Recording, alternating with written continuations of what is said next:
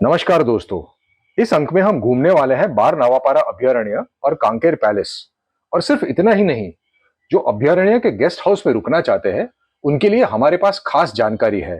और अगर आपको कांकेर पैलेस देखना है तो उसकी अनुमति कैसे ली जाए वो भी हम आपको बताएंगे। लेकिन उससे पहले हमारा सिरपुर से बार नवापारा का जो सफर था वो अपने आप में एक वाकया बन गया था, तो पहले उसकी बात कर लेते हैं।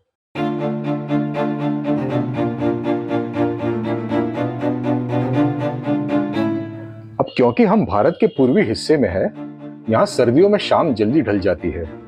हम 5:30 बजे सिरपुर से निकले और 5:45 बजे पूरा अंधेरा हो चुका था। जो गेस्ट हाउस से हमें ऑनलाइन रसीद मिली थी उस पर गेस्ट हाउस का नाम भी नहीं लिखा था और उस पर जो कॉन्टैक्ट नंबर था वो चल नहीं रहा था।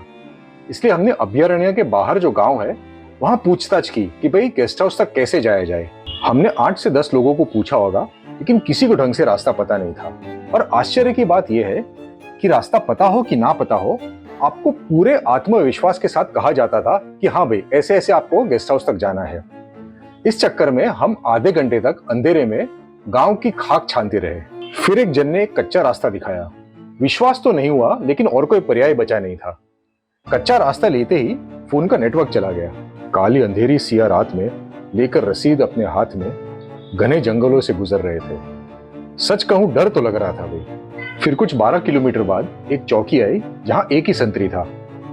जंगल के प्रवेश के लिए एक शुल्क देना था, जो हमने खुशी खुशी दे दिया। कम से कम हम सही रास्ते पे तो थे। लेकिन कच्चे रास्ते ने हमारा और 15 किलोमीटर तक साथ नहीं छोड़ा। तो कहने का तात्पर्य यह है कि अगर आप बार नवापारा के फॉरेस्ट गेस्ट हाउस में बुकिंग करते हो तो दो चीजें। एक, दिन के उजाले में ही चेक इन कर लो और यहां पर आने के लिए गूगल मैप्स में ये नाम डालो। किसी से भी सही दिशा बताने की अपेक्षा न रखें। अब यहां तक पहुंच चुके हैं तो गेस्ट हाउस के बारे में दो एक बातें कर लेते हैं।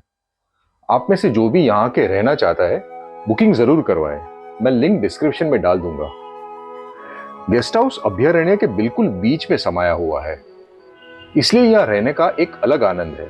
अलग अलग बजट के कमरे आपको मिल जाएंगे, लेकिन एक छोटी चेतावनी, अगर आप सबसे सस्ता कमरा लोगे तो टॉयलेट इंडियन स्टाइल का होगा। यहाँ एक रेस्टोरेंट भी है जहाँ खाना अच्छा मिलता है। बंदरों के बीच गांधी जी का चौथा बंदर भी हाथ लग गया। बुरा मत सूंघो। गेस्ट हाउस के गेट से बाहर से ही सुबह और शाम की सफारी शुरू होती है और आपको बुकिंग यहीं आके करना है।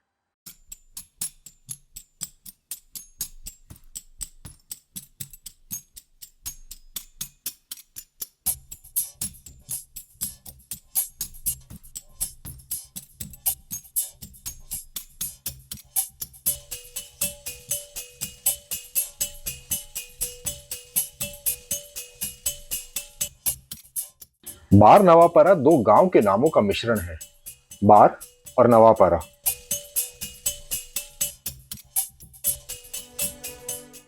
अभयारण्य में हर थोड़े मीटर पे आपको पशु दिखेंगे, जैसे चीतल का झुंड,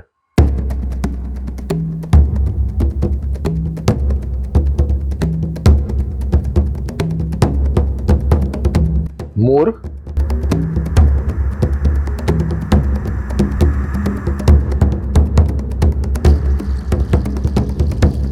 काला हिरन,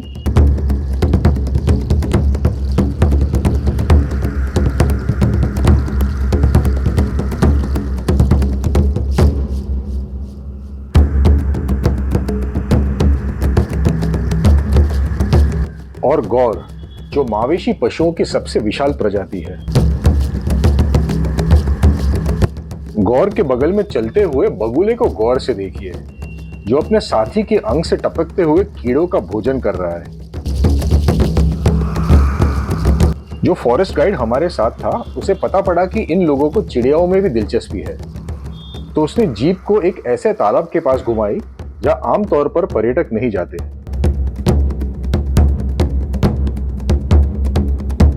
वहां जलकाग और बगुले के अलावा हमें हरियल के भी दर्शन हुए, जो महाराष्ट्र का राज्य पक्षी है। नसीब वालों को यहाँ भालू और तेंदुए भी दिखते हैं। गाइड ने हमें बताया कि यहाँ बाघ को लाए जाने की भी कोशिश जारी है, इससे पर्यटन को बढ़ावा मिलेगा। मेरी सीमित समझ में ये बाघ के लिए एक आदर्श जंगल रहेगा। जंगल में आपको ऐसे बहुत सारे ढेर देखने मिलेंगे। ये दीमक के घर है, यानी टर्माइट माउंट्स। दीमक इसे जमीन के अंदर से मिट्टी निकाल निकाल के बनाते हैं, यानी जितने ही जमीन के ऊपर होते हैं उतने ही जमीन के नीचे भी होते हैं। ये बहुत मजबूत होते हैं, आप इसे आसानी से तोड़ नहीं पाओगे। लेकिन इसे तोड़ पाते हैं भालू, क्योंकि दीमक भालू का एक प्रिय भोजन है। रामायण में वाल्मीकि जी का नाम ऐसे ही टर्माइट माउंट्स के ऊपर से आता है। बार नवापारा से पहले चलेंगे राजीम, लगभग 100 किलोमीटर दूर। इस बार गतिरोधक बनी ट्रेन, और सिर्फ एक नहीं, 2।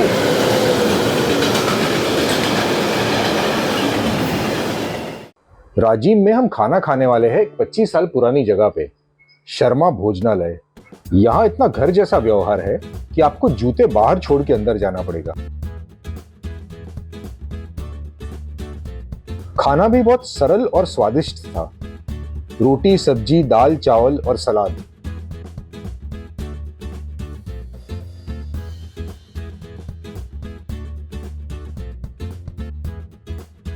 खाने के बाद आप सौंफ की जगह पे केला ले सकते हो।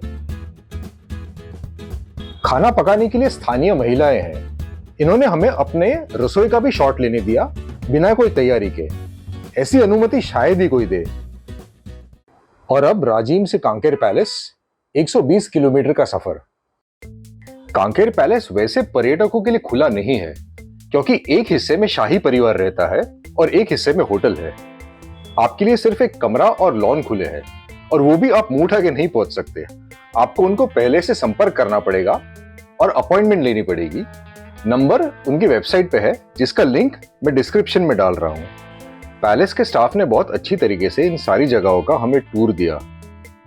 शुरुआत होटल के कमरे से करते हैं, जिसका बुकिंग भी उनकी वेबसाइट से होता है।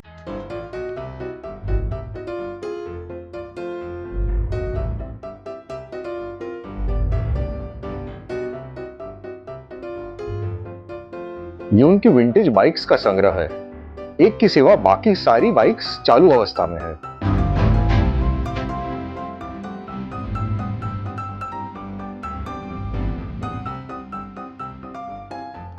अंदर के कमरे में जहां कैमरा नहीं ले जा सकते, वहां सोफा, शस्त्र, झूमर, नॉवेल्टी आइटम्स के अलावा शिकार किए हुए पशुओं के मस्तकों का बड़ा संग्रह है। ये नाले में पहले बोटिंग हुआ करता था, लेकिन अब पेड़ से गिरे हुए सूखे पत्तों ने इसे घेर लिया है। जब कोई जंगली पशु को पकड़ा जाता था, तो आगे की कार्रवाई से पहले उसे यहां रखा जाता था। महल के परिसर में एक अंग्रेजी माध्यम की स्कूल भी है, जहां 4वीं कक्षा तक छात्र पढ़ते हैं।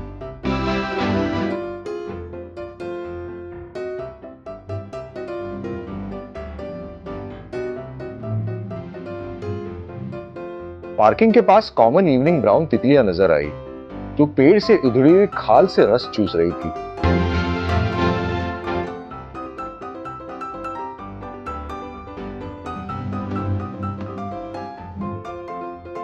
अगले अंक में हम शेयर करेंगे चित्रकूट जलप्रपात की, तो सब्सक्राइब करके चैनल के साथ जुड़े रहिएगा। Thanks for watching.